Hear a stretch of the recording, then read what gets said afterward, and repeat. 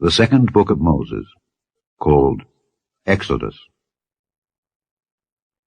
Chapter 1. Now these are the names of the children of Israel which came into Egypt. Every man and his household came with Jacob.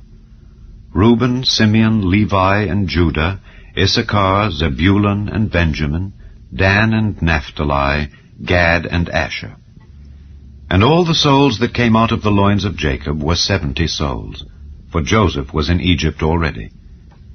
And Joseph died, and all his brethren, and all that generation.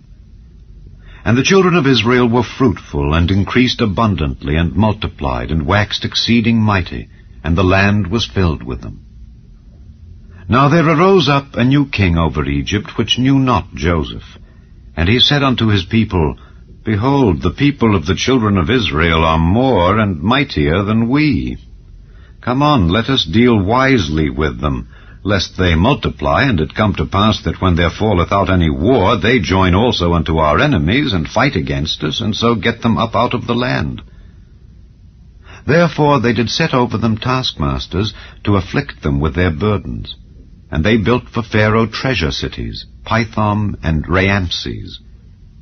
But the more they afflicted them, the more they multiplied and grew. And they were grieved because of the children of Israel.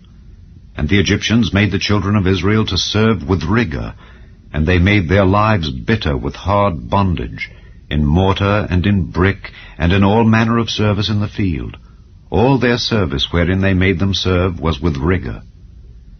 And the king of Egypt spake to the Hebrew midwives, of which the name of the one was Shiphrah, and the name of the other Puah.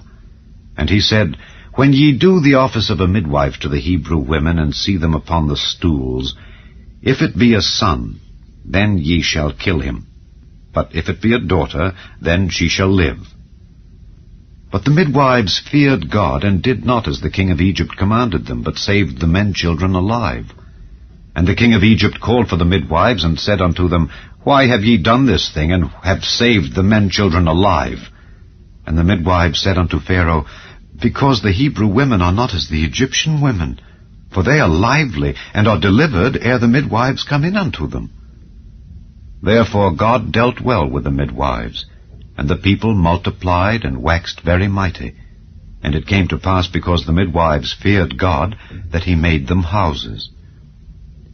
And Pharaoh charged all his people, saying, Every son that is born ye shall cast into the river, and every daughter ye shall save alive.